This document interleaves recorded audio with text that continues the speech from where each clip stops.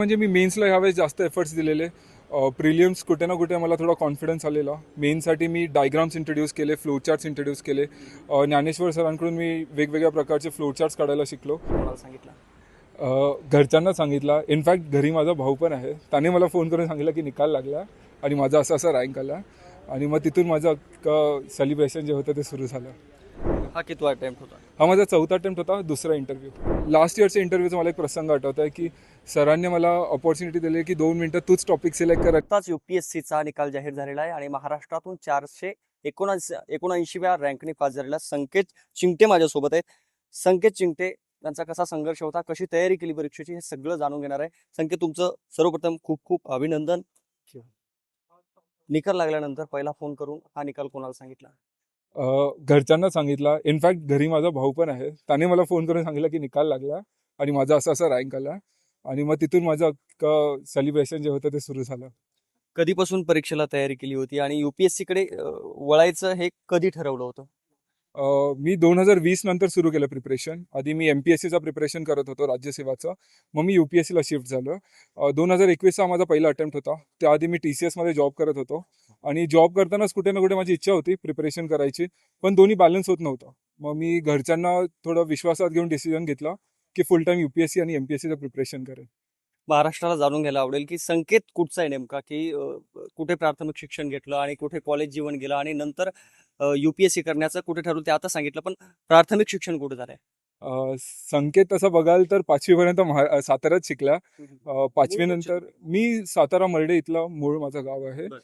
5वी पर्यंत मी doctor JW Aryan अकॅडमीमध्ये होतो साताऱ्यात. आणि तिथून मी सेंट पॉल हायस्कूल दादर मुंबईला शिफ्ट झालो काकांकडे शिक्षणासाठी. आणि माझं पुढील अख्खं शिक्षण मुंबईत झालं. माझी बॅचलर्स ऑफ इंजिनिअरिंग IT मध्ये सुद्धा मुंबई युनिव्हर्सिटीतून झाली आहे, विद्यालंकार इन्स्टिट्यूट ऑफ टेक्नॉलॉजी. आणि मी जॉब सुद्धा मुंबईत केला. मग तसं बघाल तर मी तसं साताऱ्यातही राहिलोय, मुंबईतही राहिलो आणि पुण्यातही राहिलो. आई वडील काय करतात? माझे वडील लेबर ऑफिसर होते, ते आता रिटायर होते. UPSC करायचं ठरवलं असं अशी कुठला प्रसंग आहे किंवा कुणी सांगितलं की UPSC येस तू केली पाहिजेत आणि तू करू शकतोस?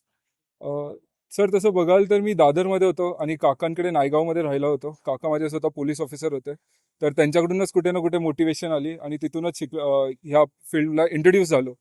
आणि मग ओव्हर दी टाइम तिथनंच सुरू केलं मी प्रिपरेशन. तसं बघाल तर घरातूनच मोटिवेशन आहे. कॉलेज जीवनामध्ये असं काय ठरवलं होतं की काय स्वप्न होतं की आपल्याला मोठं होऊन काहीतरी व्हायचं असतं? अनेकांच्या म्हणजे लहानपणी मनात असं घोळत असतं की आपल्याला मोठं होऊन ही नोकरी करायची किंवा या क्षेत्रामध्ये जायचं, असं काही ठरलं होतं का? कॉलेजमध्ये ॲक्च्युली मी कन्फ्यूज होतो. इंजिनिअरिंगला गेल्यावर मी थोडं वेगवेगळ्या फील्डला इंट्रोड्यूस झालो, MBAला इंट्रोड्यूस झालो, जॉब्सला इंट्रोड्यूस झालो, IT इंडस्ट्रीला इंट्रोड्यूस झालो. मग कुठे ना कुठे UPSC मागच्या गिअरवरती गेली आणि जॉब MBA फर्स्ट प्रेफरन्सवरती आलं. पण ओव्हर दी टाईम मग मला परत आठवलं की अरे मी कशासाठी करत होतो हे, UPSCच मला करायची होती. मग मी परत ट्रॅकवरती आलो आणि UPSCचं प्रिपरेशन स्टार्ट केलं. हा कितवा अटेम्प्ट होता? हा माझा चौथा अटेम्प्ट होता, दुसरा इंटरव्ह्यू. चौथा अटेम्प्ट होता म्हणजे 3 अटेम्प्ट मध्ये अपयश आलं. त्यावेळेस असं नैराश्य आलं नाही का की येस आता आपण कुठेतरी थांबलं पाहिजेत आणि काहीतरी वेगळं काहीतरी केलं पाहिजे, असं नैराश्य भावनेतून काही विचार मनात आले होते का? रिझल्ट लागल्यावर नक्कीच व्हायचा. एखादा आठवड्यात तो विचार यायचाच डोक्यात की आता मी दुसरं काही केलं पाहिजे का, की दुसरं काही ऑप्शन्स परीक्षा देऊ का. पण कुठे ना कुठे घरच्यांचा सपोर्ट असायचाच की नाही तू कर, थोड्यासाठी राहिला. परत ज्यावेळेस मी मेन्सला अपियर झालो तेव्हा माझा स्कोअर कुठे ना कुठे कट ऑफच्या अराउंड असायचा. मग मला असं वाटायचं की हां, थोडे एफर्ट्स टाकले तर परत होईल, थोडे एफर्ट्स टाकले तर परत होईल. आणि त्याच्या व्यतिरिक्त मित्रांची पण साथ होती. मित्र पण होते जे मोटिवेट करायचे. मग ओव्हर दी टाईम बघाल तर मला अख्ख्या जर्नीत चांगली लोकं भेटली. त्यामुळे हे पॉसिबल झालं मी बोलेन. पाठीमागे वळून पाहताना कुठल्या कुठल्या गोष्टी आज आठवतात? निकाल लागल्यानंतर अनेक जण अभिनंदन करतात, मात्र पाठीमागचा काळ आठवतो का? हो, आठवतो नक्कीच. लास्ट इयर मी इंटरव्ह्यूला होतो आणि त्यावेळेस जेव्हा माझं रिझल्टमध्ये नाव नव्हतं, मग जेव्हा त्यावेळेस त्यांचे कॉल आले, मला अजून आठवतात की कुठे ना कुठे ह्या जर्नीमध्ये माणसं मी मिळवली. कुठे ना कुठे लाईफ टाईमसाठी मित्र मिळवले, कुठे ना कुठे फॅमिलीवाले जवळ आले. ते ओव्हर द टाईम सगळं आलंच मागे बघितल्यावरती आठवतं. संघर्षाच्या कुठल्या आठवणी आहेत? अशा कुठल्या त्या हृदयामध्ये घर करून बसलेल्या आहेत की तो काळ फार कठीण होता त्यावेळेस, असं अशा कुठले प्रसंग? लॉकडाऊनचं मी बोलेन की लॉकडाऊनमध्ये थोडं अवघड होतं प्रिपरेशनसाठी, कारण त्यावेळेस एवढं ऑनलाईन अवेलेबल नव्हतं. पण पोस्ट लॉकडाऊन मी बोलेन की सगळं सुरळीत झालं. अभ्यास कुठे कुठे केला नेमका? मुंबईत राहिला होतास काकाकडे, मात्र मग युपीएससीचा फुल टाइम अभ्यास जेव्हा केला तेव्हा कुठे केला? पुण्यात केला मी, फुल अभ्यास पुण्यात केला. बर. आणि लॉकडाऊनमध्ये थोड्या दिवसांसाठी मी घरी साताऱ्याला शिफ्ट झालेलो. बर. पुण्यातून मी साताऱ्यात गेलो आणि जसं लॉकडाऊन संपलं 21 मध्ये मी परत पुण्यात आलो. इंटरव्ह्यू मधले चॅलेंजिंग प्रश्न कुठले होते? अ, कुठले प्रश्न विचारले, चॅलेंजिंग कुठले होते? प्रश्न तसे बरेच फील्डचे विचारले होते. तरी इंटरेस्टिंग प्रश्न कुठला त्यात? तसा मला खूप सारे असे वेगळे प्रश्न विचारले होते मॅमने. तर त्यातल्या त्यात मला लास्ट इयरच्या इंटरव्ह्यूचा मला एक प्रसंग आठवत आहे की सरांनी मला अपॉर्च्युनिटी दिली की 2 मिनिटं तूच टॉपिक सिलेक्ट कर आणि तूच बोल. त्यावरती मला थोडं इंटरेस्टिंग वाटलं की टॉपिक पण मला सिलेक्ट करायचा होता, बोलायचा पण टॉस दिला होता. फुल टॉस होता तो माझ्यासाठी. तर जे अनेक विद्यार्थी पुण्यामध्ये अभ्यास करतात त्याला तुझा काय संदेश असेल? कन्सिस्टन्सी ठेवा, प्रिपेअर करत राहावा, यश येईलच, एक ना एक दिवस येणारच आहे. या परीक्षेचे थोडं फॉर्मॅट वेगळं आहे, त्यामुळे वेळ लागतो. परीक्षा वर्षातनं एकदा होते. मुलांची थोडी चूक असेल तरी मे बी त्यांना नेक्स्ट इयर अपिअर व्हायला मिळतं. त्यामुळे मी बोलेन की कन्सिस्टन्सी ठेवा, ओव्हर द टाइम तुमचं होऊन जाईल.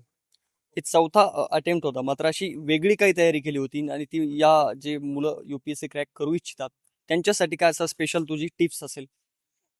वेगळी म्हणजे मी मेन्सला ह्यावेळेस जास्त एफर्ट्स दिलेले.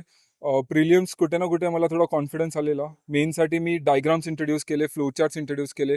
ज्ञानेश्वर सरांकडून मी वेगवेगळ्या प्रकारचे फ्लो चार्ट्स काढायला शिकलो. आणि ओव्हर द टाईम मी बोलेन की एक हे बोलेन स्ट्रक्चरिंग आणलं मी आन्सरमध्ये. मला वाटतं त्याची हेल्प झाली असेल. अजून मार्कशीट यायचं आहे, मग त्यानंतरच कळेल की कोणत्या सब्जेक्टला किती पडले आणि कशी हेल्प झाली मला. मेन्ससाठी कुठला सब्जेक्ट तू निवडला होता आणि हे 4 अटेम्प्ट दिले, ते 4ही अटेम्प्टला तोच सब्जेक्ट होता का? कुठला सब्जेक्ट होता मेन्सला? माझं ऑप्शनल जॉग्राफी आहे आणि 4ही अटेम्प्ट्सला माझा तोच होता. जिओग्राफी. हो. जिओग्राफी का निवडली होती ऑप्शनलला? जॉग्राफीत मला तसा इंटरेस्ट आधीपासूनच होता. आणि over the time me portion बघितलं तर जे जॉग्राफी किंवा जे भूगोल आपण वाचतो आणि जे सिलेबसमध्ये आहे ते खूप वेगळं आहे. इकडे तुम्हाला ह्युमन जॉग्राफी वाचायला मिळतं, ओशनोग्राफी वाचायला मिळतं. इंडियाबद्दल तुम्ही स्पेसिफिकली बघाल तर थोडं ट्राईब्सची माहिती मिळते, इंडस्ट्रीजची माहिती मिळते. मग ओव्हरऑल मी बघितला सब्जेक्ट इंटरेस्टिंग वाटला. कुठे ना कुठे माझ्या GSला पण भर देतं, कुठे ना कुठे मला जे नॉलेज आहे जॉग्राफीचं ते बाहेर पण वापरता येईल. त्यामुळे मी ज्यावेळेस IPS होईल किंवा IRS होईल त्यावेळेस या गोष्टी करील असं कुठलं काय ठरलंय? अजून तरी त्यावरती मी हे केलं नाही आहे की सर्व्हिस कोणती भेटेल ते मला अजून 1-1.5 तासापर्यंत माहिती नव्हतं. IPSसाठी मी नक्कीच सिनियर IPS ऑफिसर्सला भेटेन. त्यांच्याकडून मी शिकेन की नक्की काय काय केलं पाहिजे, कुठे कुठे एफर्ट्स दिले पाहिजे, जिथून आपल्या सोसायटीमध्ये किंवा आपल्या कंट्रीसाठी हेल्प होईल. आणि मग ते इम्प्लिमेंट करूनच मी पुढे जायचा विचार करेन. हे यश कुणाला समर्पित आहे? सगळ्यांसाठीच. मी असं एकाचं नाव तर नाही घेऊ शकणार आहे की कुणामुळे झालं, पण मी ओव्हरऑल बोलेन की फॅमिली, फ्रेंड्स, क्लासेस, कलिग्स सगळ्यांनीच हेल्प केली. इनफॅक्ट टेलिग्रामवरती पण काही काही लोकांनी हेल्प केली. अननोन लोकं होती ज्यांनी टाईमली हेल्प केली. तर मी सगळ्यांनाच डेडिकेट करेन. मी असं एकासाठी ठेवू नाही शकत. संकेत, तुझ्या पुढच्या वाटचालीसाठी खूप खूप शुभेच्छा. Thank you so much. Thank you. Social मीडियाच्या भाऊ गर्दीत विश्वासार्हतेने चकाकणारे नाव म्हणजे लेट्सअप मराठी. नाही, सगळ्या नागरिकांना ती स्पीच, ती right लेट्सअप वरील मुलाखती म्हणजे विचारांचा खजिना. त्यानंतरच्या निवडणुकीमध्ये मला सोडून गेले. बातम्या केवळ वस्तुस्थिती सांगणाऱ्या, न प्रोपगंडा, फक्त जनतेचा अजेंडा. क्योंकि आने वाला कल जाने वाला है, जाने वाला कल आने वाला है. राजकारण, मनोरंजन असो की क्रीडा क्षेत्र, महाराष्ट्राची स्पंदने संवेदनशीलतेने टिपणारे माध्यम म्हणजे लेट्सअप मराठी. जगासोबत एक पाऊल पुढे राहण्यासाठी लेट्सअपचे ॲप, सोशल मीडिया आणि वेबसाईट सोबत कनेक्टेड रहा.